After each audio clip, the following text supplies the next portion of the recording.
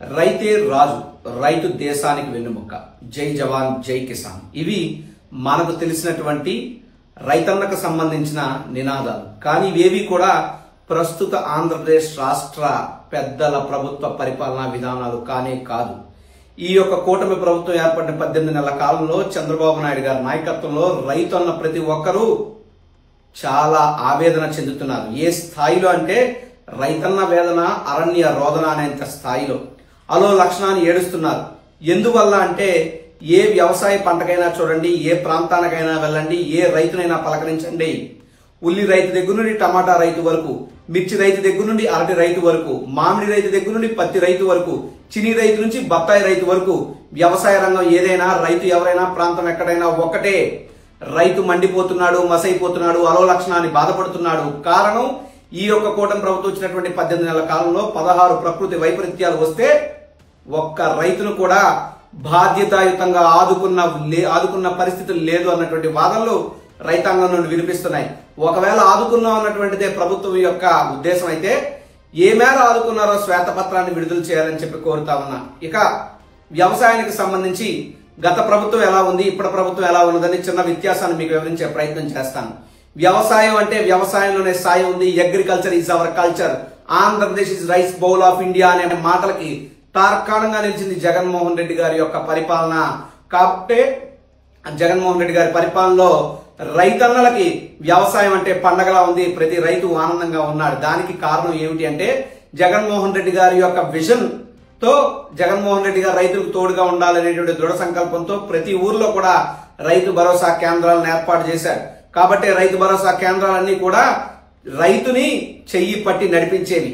ఏ పంట వేయాలి, ఏ విత్తనం, నాణ్యమైన విత్తనాలు ఎలా అందించాలి, వేసినటువంటి పంటకు తెగులు రాకుండా ఎలా కాపాడుకోవాలి, ఒకవేళ పంటకు ఏదైనా ఇబ్బంది కలిగితే దానికి ఉచిత పంటల బీమాను ఎలా చేయించాలి, ప్రతి ఎకరానికి ఈ క్రాప్ ఎలా చేయాలి, ఇవన్నీ కూడా ఆ రైతు భరోసా కేంద్రంలో ఉన్నటువంటి ఆ అగ్రికల్చర్ అసిస్టెంట్, ఆ అగ్రికల్చర్ గ్రాడ్యుయేట్ ఎవరైతే ఉన్నారో వారు సంపూర్ణంగా రైతుకు మద్దతుగా నిలబడేవారు, తోడుగా నిలబడేవారు. రైతు పండించినటువంటి పంటకి ప్రతిఫలం రైతుకు అందించే విధంగా జగన్మోహన్ రెడ్డి గారి ప్రభుత్వంలో చర్యలు గ్రామ స్థాయి వరకు, గ్రాస్ రూట్ లెవెల్ వరకు వెళ్లేవి.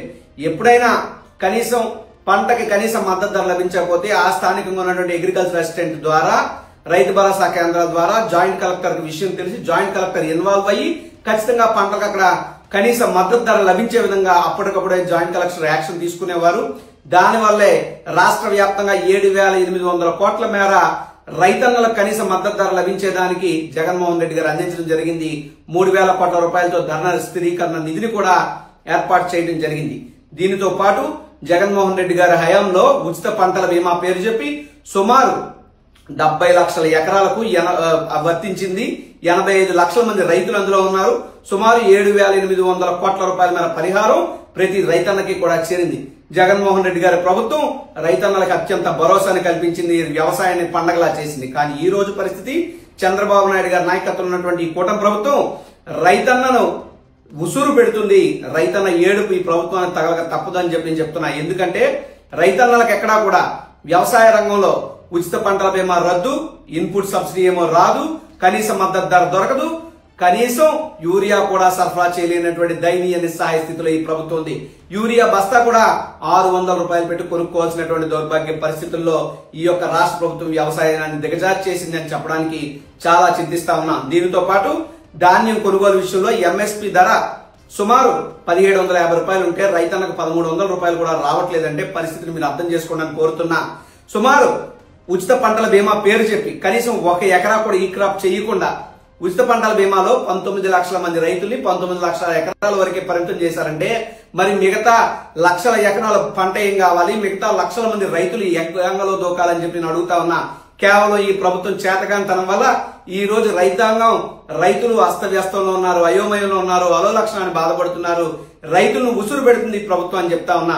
కేవలం 40,000 రూపాయలు 2 ఏళ్ల కాలంలో ఇవ్వాల్సి ఉండగా 10,000 రూపాయలు ఇచ్చి చేతులు దులుపుకుని కేవలం ప్రకటనల వరకు, ప్రగల్భాల వరకు పరిమితం అవుతూ వాస్తవంగా రైతు అనేవాడిని బాధ పెడుతున్నారు ఈ యొక్క కూటమి ప్రభుత్వం పెద్దలు. ఎందుకు అంటే చంద్రబాబు నాయుడు గారి యొక్క ఆలోచన ధోరణి. గతంలో ఆయన 14లో పనిచేసినా, అంతకుముందు అధికారంలో ఉన్న ఆయన ఆలోచన ఎంతసేపు కూడా వ్యవసాయం అంటే దండగా అనేటువంటిదే చంద్రబాబు నాయుడు గారి ధోరణి. ఆ ధోరణి ఇంకా మారినట్టు లేదు. కాబట్టి వ్యవసాయం దండగానే పరిస్థితుల్లోనే ఒక దండగ పరిపాలన చేస్తున్నారు. రైతన్నల వెన్నుముక్క వెరగొట్టేటటువంటి పాలన చంద్రబాబు నాయుడు గారు కొనసాగిస్తున్నారు. ఎప్పటికైనా మద్దు నిద్ర వదలండి, రైతాంగాన్ని కాపాడండి అని చెప్పి మేము విజ్ఞప్తి చేస్తా ఉన్నాం. నమస్కారం.